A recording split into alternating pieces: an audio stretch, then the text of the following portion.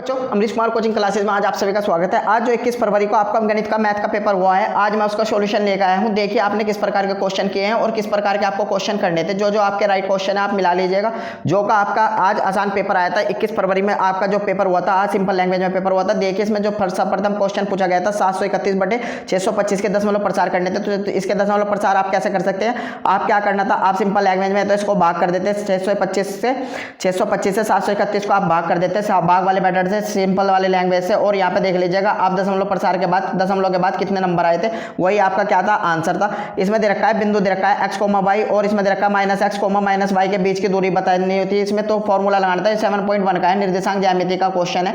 इसमें आपको क्या लगाना था, इसमें फॉर्मूला लगाना था √x2 - x1 का स्क्वायर प्लस y2 - y1 का स्क्वायर। और सिंपल लैंग्वेज में आप इसका आंसर निकाल दीजिएगा। अगला देखिए, अगला जो क्वेश्चन था आपका, इसमें था दी गई अभाज्य संख्या बतानी थी। तो अभाज्य संख्या मैंने आपको बताई थी, सबसे छोटी अभाज्य संख्या 2 होती है, 2 के बाद 3 होती है, 5 होती है, 7 होती है, 11 होती है, 13 होती है, 17 होती है, 17 के बाद 19 होती है। तो ऐसे में अभाज्य संख्या जो आपको सबसे छोटी अभाज्य संख्या पूछी गई थी, तो सबसे छोटी अभाज्य संख्या आप किस पर टिक लगा दीजिएगा, 2 पे लगा दीजिएगा। फिर इसमें चौथे नंबर पर पूछा गया था किसी धनात्मक पूर्णांक क्यू के लिए प्रत्येक धनात्मक पूर्णांक का रूप होता है। तो यूक्लिड विभाजन का फॉर्मूला तो 2 प्लस r, तो 2 प्लस 1 का फॉर्मूला लगा दीजिएगा, इसमें भी आंसर आ जाएगा।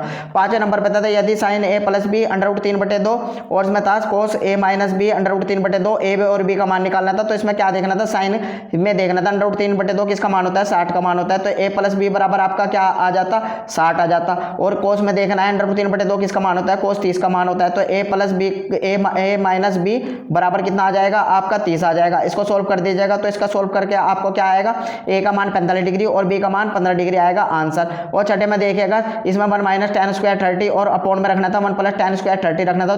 tan 30 का मान कितना होता है, √3, 1/√3 होता है, 1/√3 होता है। तो इसमें क्या करना था आपको, 1 - 1/√3 का आपको क्या लगाना था, स्क्वायर लगाना था। अपॉन में क्या लिखना था, 1 + 1/√3 का स्क्वायर लगाना था। इसको आप सोल्व कर देना था आपको। 1/√3 का मान 1/3 होता है, 3 में से 1 गया 2, 2/3 और 3 और 1 4, 4/3, 3 से 3 कट जाता। तो इसका 1/2 आपका आंसर आ जाता है। इसका आंसर बी आप ऑप्शन ठीक था। जो 7वां नंबर का यदि समीकरण x² - 4x + k = 0, तो आपको क्या निकालना था, एक मूल इसमें 6 दिया था, तो आपको k का मान निकालना था। आपको इस प्रकार के क्वेश्चन में कुछ नहीं करना होता है। इसमें क्या करना होता है, x की जगह सिर्फ क्या पुट करना होता है, इसमें 6 पुट करना होता है। तो आपको क्या रखना था, x की जगह 6 रखना होता है। तो 6 का वर्ग हो जाता है 6 × 36 और ये 6 × 24, तो 36 में 24, इसमें 6 × 36, 36 में 24 गया कितना था, 12, 12 इधर प्लस का होता है, तो बराबर से इधर जाके आएगा हो जाता 12 माइनस का हो जाता। तो इसमें माइनस का 12 आंसर आ रहा था। और इसमें 8वां क्वेश्चन दे रखा है, तो दो संख्या का योगफल 24 है, तो x + y बराबर आप 24 मान लीजिएगा। उनमें से एक संख्या दूसरी की 2 गुनी है।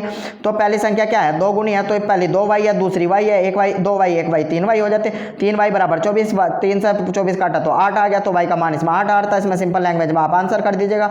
ए ऑप्शन इसमें राइट था। इसमें 16 और 8 थे। इसमें 90 में दे रखा था, दो समरूप त्रिभुजों का क्षेत्रफल 81 है और अनुपात 121 है, तो उनकी भुजाएं का अनुपात ज्ञात कीजिए। 81 का वो किसका वर्ग होता है, 9 का होता है। 121 किसका वर्ग होता है, 11 का होता है। ये आंसर था, इसमें राइट था। 10वें पे ए भुजा वाले समबाहु त्रिभुज के शीर्ष के आधार पर लंब डाला गया था। लंब की माप बताना था। तो समबाहु त्रिभुज का जो क्षेत्रफल होता है √3/4 भुजा स्क्वायर होता है। तो इसमें लंब की माप का फॉर्मूला पूछा था, तो इसमें √3 भुजा होता और इसमें मात्रक होता आंसर। और 11 नंबर पर देखा गया था, 11 नंबर पर क्या दे रखा है आपका, 1/2 व्यास वाले किसी ठोस अर्धगोले का संपूर्ण पृष्ठीय क्षेत्रफल निकालना था। तो आप भी इसका पृष्ठीय क्षेत्रफल निकाल लीजिएगा।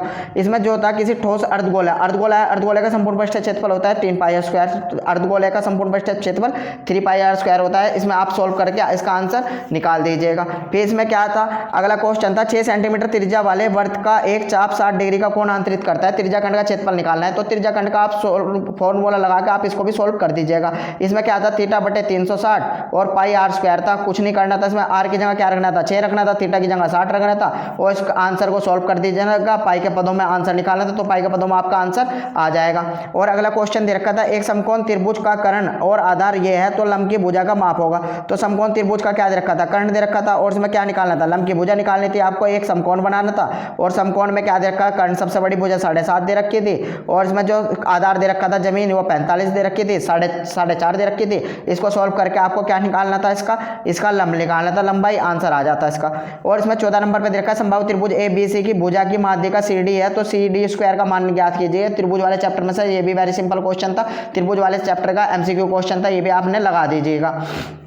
और ये 15 नंबर का क्वेश्चन है, 12 व्यक्तियों के भार का समांतर माध्य इतना है तो उनके भार का योगफल निकालना था। इसमें कुछ नहीं करना था, इसमें सिर्फ 12 की क्या करनी थी, 45.6 से आपको गुणा करनी थी, आपका आंसर आ जाएगा। और इसमें दे रखा था 3, 4, 6 और x का समांतर माध्य 5 है, तो x का मान ज्ञात कीजिए। तो क्या करना था, इसमें संख्याओं का योग बटे उनकी संख्या फॉर्मूला लगाना था। समांतर माध्य का फॉर्मूला होता है समांतर माध्य बराबर संख्याओं का योग बटे उनकी संख्या, तो उनकी संख्या लिखनी थी। इसमें आप राइट आंसर आ जाएगा, आपका कोई दिक्कत नहीं थी इस क्वेश्चन में भी। 17 नंबर पे दे रखा द्विघात समीकरण, तो द्विघात समीकरण क्या दे रखी थी, x माइनस 1/x बराबर 1 दे रखा था। तो इसमें क्या करना था, इसका बहुपद बनाना था। कैसा बनाना था, इसमें x से गुणा करनी थी पूरे में, ये x आपका नीचे से कट जाता तो क्या होता है x स्क्वायर होता, और यहाँ पे x से गुणा करते 1 रह जाता, और इधर x से गुणा करते 1 का x बन जाता, तो इधर आके क्या हो जाता माइनस के x और माइनस के 1 बराबर 0। तो इसमें 71 का मान निकालना था। 71 कैसे निकलता है, a बराबर 1, b बराबर भी इसमें 1 और c बराबर भी क्या है आपका 1 है। तो इसमें b स्क्वायर माइनस 4ac का आपको क्या लगाना था, फॉर्मूला लगाना था, और आपका आंसर बड़े आसानी से निकल जाता। और उसमें दे रखा था किसी आयताकार खेत का क्षेत्रफल, आयत का क्षेत्रफल होता है लंबाई गुना चौड़ाई, तो लंबाई गुना चौड़ाई का मान हमारे पास कितना दे रखा था, इसमें 30 दे रखा था, और लंबाई चौड़ाई से 1 मीटर अधिक है, तो लंबाई x+1 थी, और चौड़ाई कितनी दे रखी है आपकी, चौड़ाई कितनी दे रखी है, चौड़ाई x ही मानी जाएगी जब लंबाई क्या है 1 अधिक है। तो इसको आप सॉल्व कर दीजिएगा, इससे आपका बहुपद बनता, और इसमें बहुपद बनाने के बाद श्रीधराचार्य वगैरह लगा के आपका क्या निकालना था, x का मान निकालना था, मूल निकालना था, आपका राइट आंसर बन जाता। लेकिन इसमें मूल ना निकाल के क्या बताना था, बहुपद बताना था। बहुपद और भी आसान होता है, क्या करना था, इसमें x की गुणा करनी थी, तो इसका x स्क्वायर x+1 लंबाई की जगह x+1 रखते और चौड़ाई की जगह x रखते, इसको सोल्व कर दीजिएगा। x स्क्वायर प्लस x की 1 में गुणा करिए x, और ये 30 बराबर से इधर आके यहाँ का हो जाएगा माइनस का 30 हो जाएगा बराबर 0।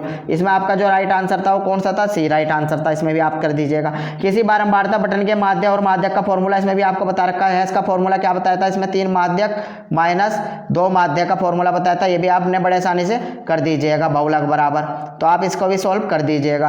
केंद्रीय प्रवृत्ति की माप थी, संचयी बारंबारता थी, संचयी इसमें सॉरी केंद्रीय प्रवृत्ति की माप होती है, इसमें संचयी बारंबारता होती है, ये भी आपने राइट कर दीजिएगा।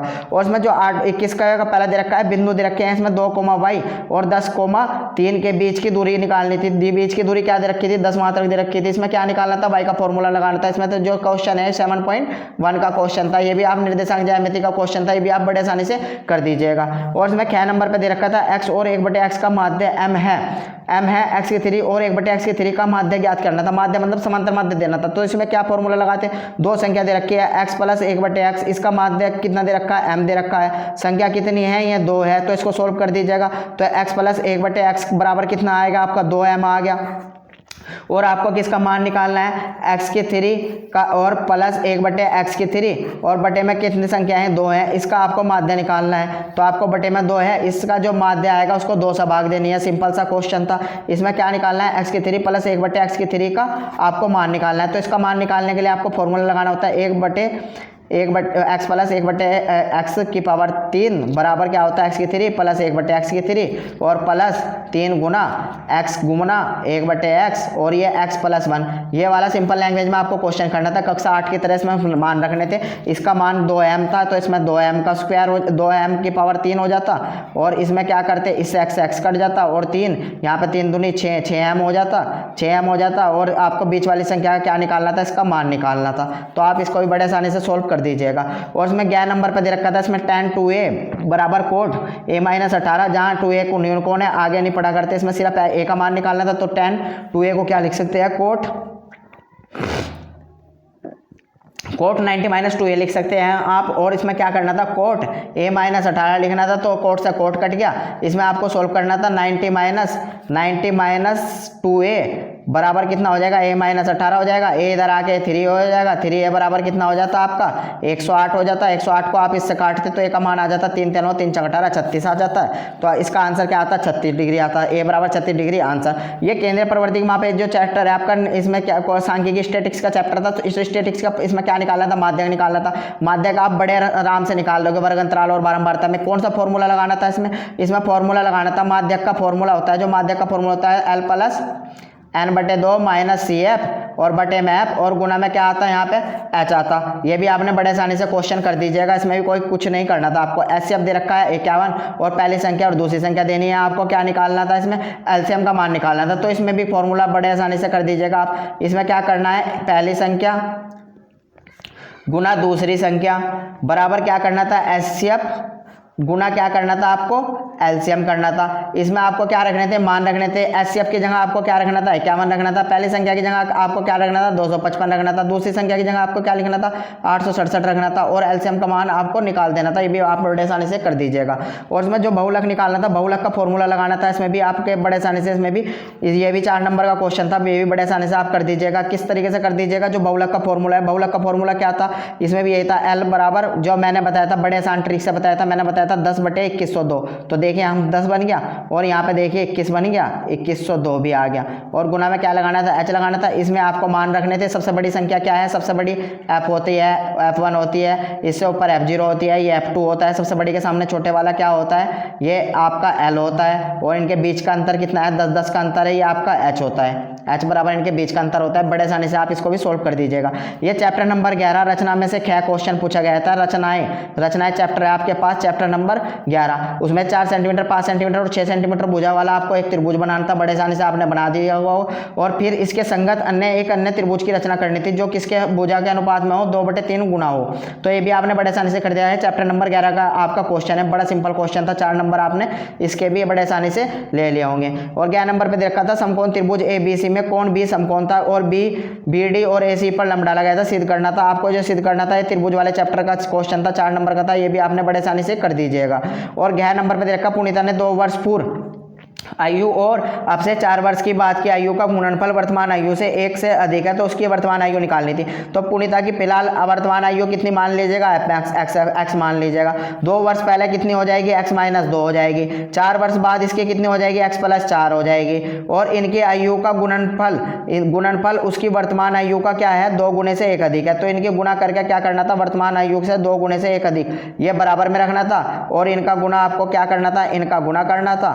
आपका क्या निकल जाएगा, इसमें बहुपद बन जाएगा। इसमें बहुपद बन जाएगा तो आपको श्रीधराचार्य का फॉर्मूला लगा के आप इसको सोल्व कर दीजिएगा, आपका इसका भी आंसर आ जाएगा। ये देखिए डे नंबर पर निम्नलिखित समीकरणों को हल कीजिए। इसमें 4.3 से आधारित क्वेश्चन है, NCERT क्वेश्चन है, जो कि हर बार रिपीट हो रहा है। इस बार भी मैंने कहा था कि 100% आएगा। देखिए इस बार भी ये क्वेश्चन रिपीट हो गया है। इसमें भी बहुपद बनता और बहुपद बनने के बाद आपको सोल्व करना। और ये पुनीता वाला जो क्वेश्चन है, ये NCERT का ही क्वेश्चन है। ये किसका क्वेश्चन है, ये रहमान के आयु वाला क्वेश्चन है। उसमें से आप बड़े आसानी से कर दीजिएगा। 6 नंबर पे दे रखा था, 2 क्रमांकगत धन सम संख्याओं का संख्याएं ज्ञात करनी थी, जिनके वर्गों का योगफल कितना दे रखा था, 340 है। ये भी मैंने आपको बड़े आसानी से कल क्वेश्चन कराया था। ये भी आपने बड़े आसानी से आपने क्वेश्चन कर दीजिएगा, आपने कर दिया होगा। और इसमें जो 23 नंबर पे दे रखा, निम्नलिखित समीकरण युग्म को हल करना था, जो 3.6 एक्सरसाइज है, NCERT क्वेश्चन है। मैंने वेरी इंपॉर्टेंट आपको बताया था और ये कहा था इसमें से एक क्वेश्चन हर बार पूछा जा रहा है, इस बार भी पूछा जाएगा। देखिए इस बार भी ये कितने नंबर का पूछा गया है, 6 नंबर का। मैंने आपको चैलेंज करके कहा था कि ये वाला क्वेश्चन आएगा और ये क्वेश्चन आया है।